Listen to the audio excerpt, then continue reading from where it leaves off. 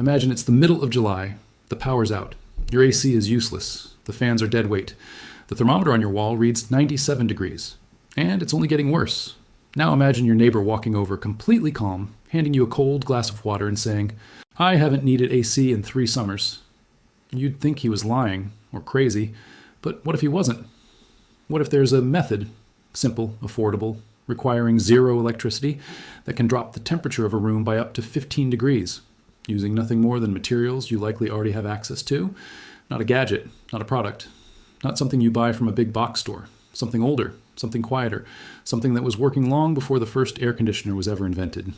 Stay with me, because what you're about to learn changes how you think about heat, forever. Before we go any further, let's be straight with each other. What you're about to hear isn't magic, it isn't a one-size-fits-all solution, and it isn't a replacement for professional HVAC systems in every situation.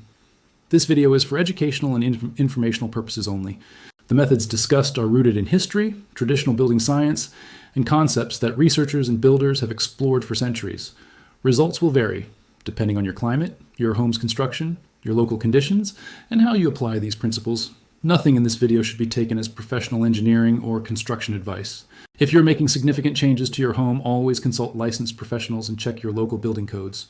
We're not promising miracles. We're sharing knowledge, the kind that quietly worked for generations before it got buried under modern convenience. With that said, let's get into it. Here's something that might surprise you. 3,000 years ago in the desert cities of ancient Persia, modern-day Iran, engineers were building structures that could keep indoor temperatures 30, sometimes 40 degrees cooler than the scorching air outside. No electricity. No refrigerant. No moving parts. They called them windcatchers, or badgirs in Persian, tall towers built directly into the walls of homes and public buildings, designed with stunning precision to capture the slightest breeze, channel it downward, pass it over cool underground water or damp earth, and release it into the living space below. These weren't primitive guesses. They were engineered systems, sophisticated enough that researchers and architects today still study them, and some are actively being incorporated into modern sustainable building designs.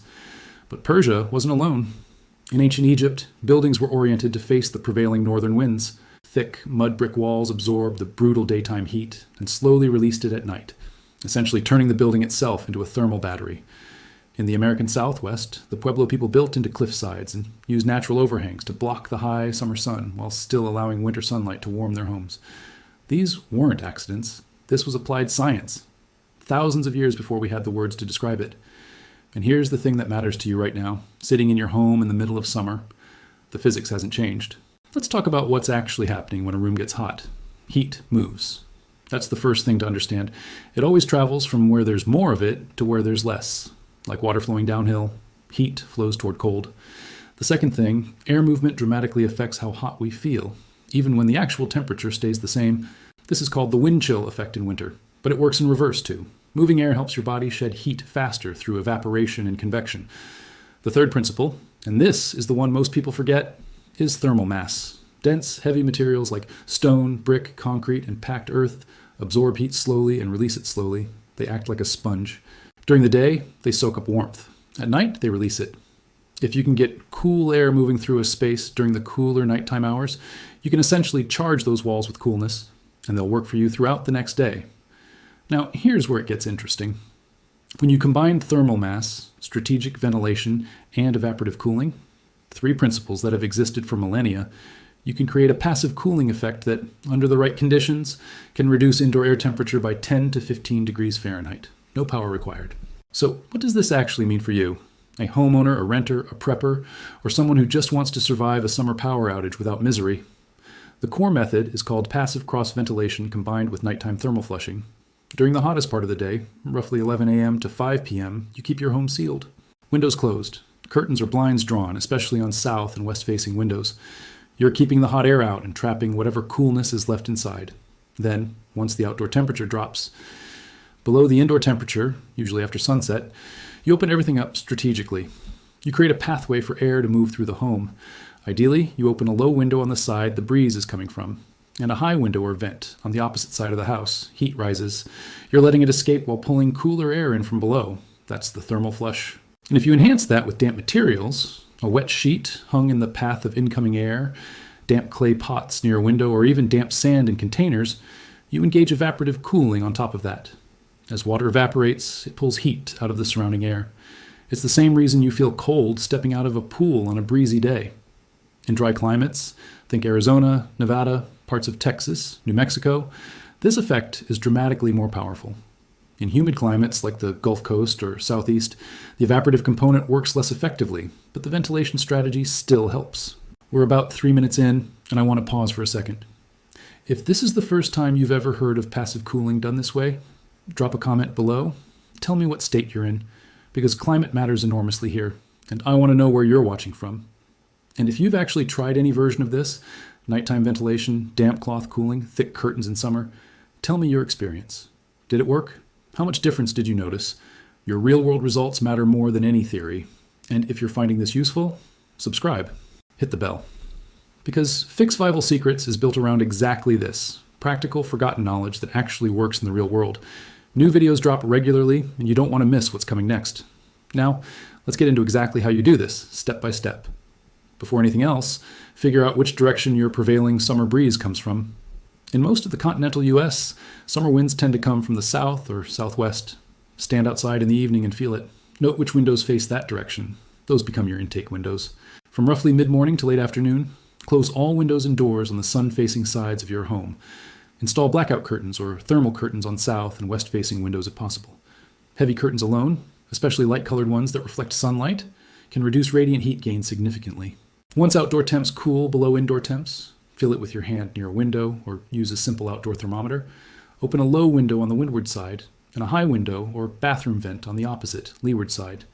This creates a diagonal airflow path that pulls heat up and out. Now hang a damp cotton sheet or towel in front of the intake window. As incoming air passes through it, evaporation cools the air before it enters your living space. Re-wet as needed. In very dry climates, this alone can drop the perceived temperature by 5 to 10 degrees. You can also place wide, shallow clay or terracotta containers filled with damp sand near intake air pathways. Clay is naturally porous. It weeps moisture slowly, creating gentle, sustained evaporative cooling. If you have tile floors, stone counters, or brick walls, these are assets. Keep them shaded during the day. Let cool night air flow over them during your flush cycle. They'll hold that coolness and radiate it back into the room during the following day. And during peak heat hours, avoid running ovens, dryers, dishwashers, or even large TVs and computer setups if possible. These generate significant radiant heat. Shift cooking to early morning or evening. Every internal heat source you eliminate is degrees you don't have to fight. Now let's be honest about the limitations, because this deserves respect, not hype. This method works best in dry climates with a significant day-to-night temperature swing. If outdoor nights stay above 80 degrees, the thermal flush cycle loses much of its power. In highly humid climates, think Florida, Louisiana, coastal Georgia, evaporative cooling adds little benefit, and the nighttime air itself carries substantial moisture and heat.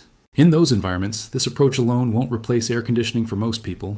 Homes with very poor insulation, lots of glass or metal roofing, absorb and radiate heat aggressively, making passive cooling harder, though not impossible, and maintenance matters. Damp materials need to stay sanitary. Stagnant water breeds problems. If you're using damp cloth or evaporative elements, refresh them regularly and keep them clean. This is a complementary strategy, a layer in your heat management toolkit, not necessarily a complete replacement for mechanical cooling in extreme conditions, but as a backup, as a cost saver, as a survival skill during power outages, as a way to reduce how hard your AC has to work and lower your energy bill. For millions of Americans in the right conditions, this is genuinely powerful.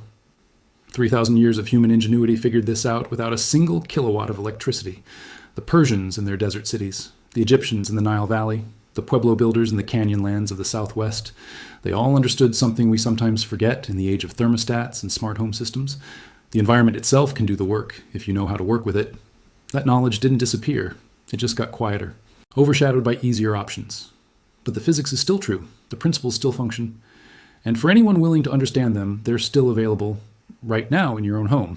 Before you go, a final reminder. Everything shared in this video is for educational and informational purposes only. Results vary based on your specific climate, home construction, and how you apply these methods. Nothing here replaces the advice of a licensed HVAC professional, building engineer, or contractor for your specific situation.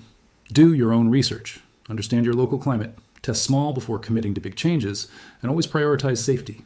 If this gave you something to think about, something you hadn't considered before, drop a comment, share it with someone who's been fighting a hot summer, and subscribe to Fixvival Secrets, because this is just the beginning. Next time, we're going inside one of the most overlooked emergency preparedness mistakes most American homeowners are making right now, and it has nothing to do with food or water. You're going to want to see it. Until then, stay sharp, stay prepared, and stay cool.